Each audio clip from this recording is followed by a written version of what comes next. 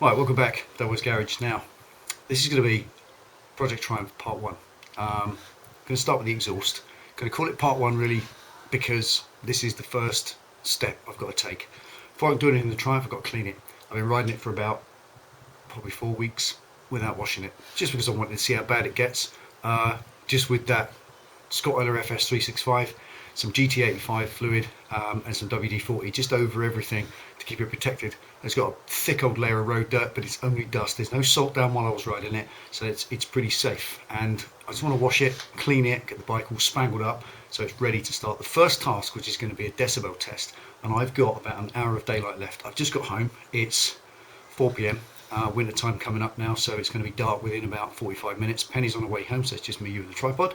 And all I'm going to do tonight is get this washed, cleaned, spangled up so it's ready for its project, because I don't want to do all the work on it while it's still covered in road dirt, because it's going to be sitting on it for a couple of months and that's not good for it, even if there's no salt in it. So there we go, stick around and stay tuned. It's going to be a good clean up, and then we can see, hopefully, if I've got time and daylight, do the decibel test and see what kind of noise levels we're getting out the standard exhaust.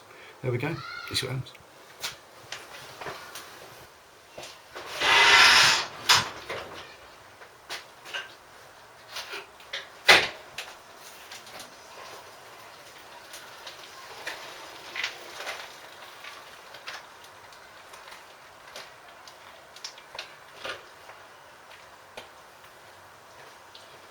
Get the old rat pile out of the way first.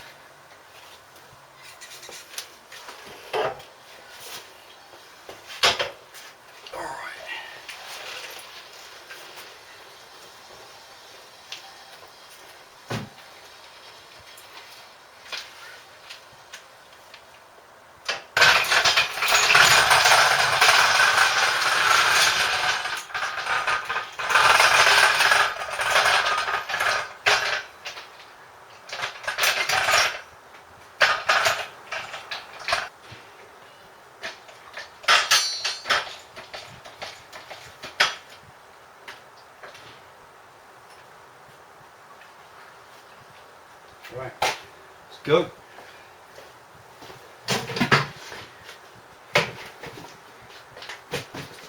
Here's the bucket. Right, first of all, go around the whole bike with a good old muck off. You'll know that. If you haven't seen muck off, you should look it up. This is brilliant.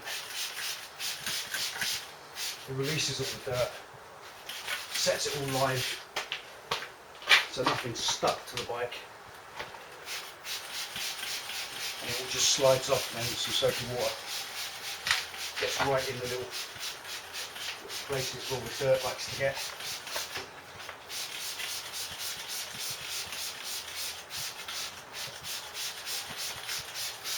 Sets it free.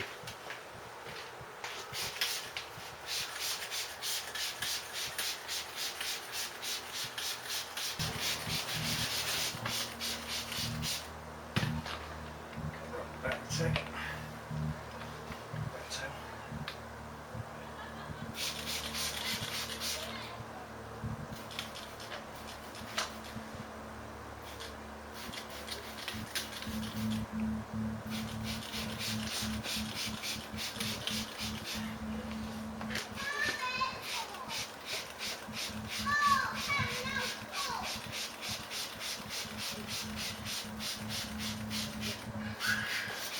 Right, there we are.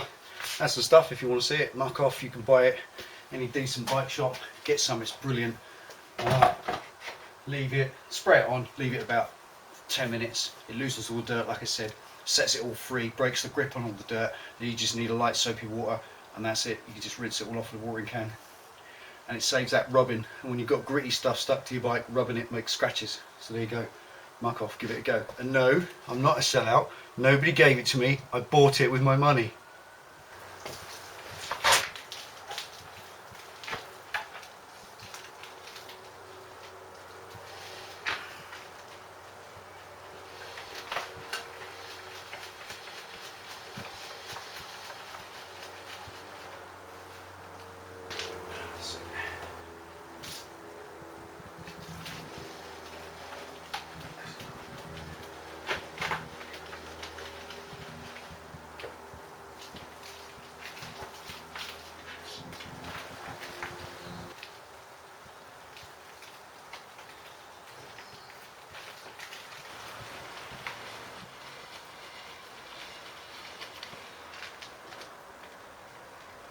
just a case after you've let the muck off soak in, just get washing up liquid, soapy water.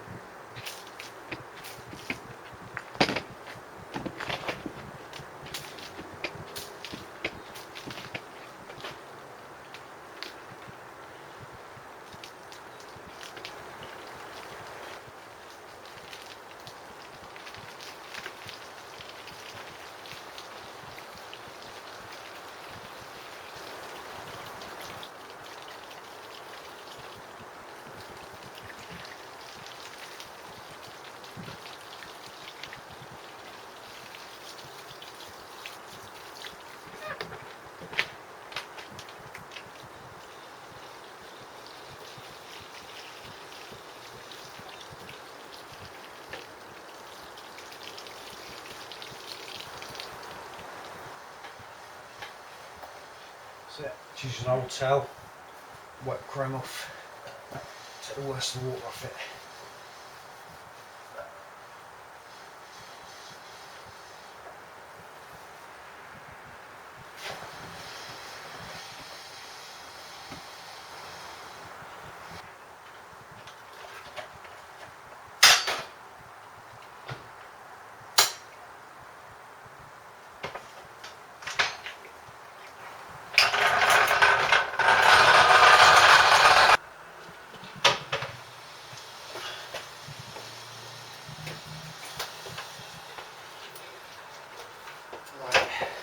So give it a good dry off all the casings, get all the oil and protective stuff off it, because it's going to be indoors now for a little while.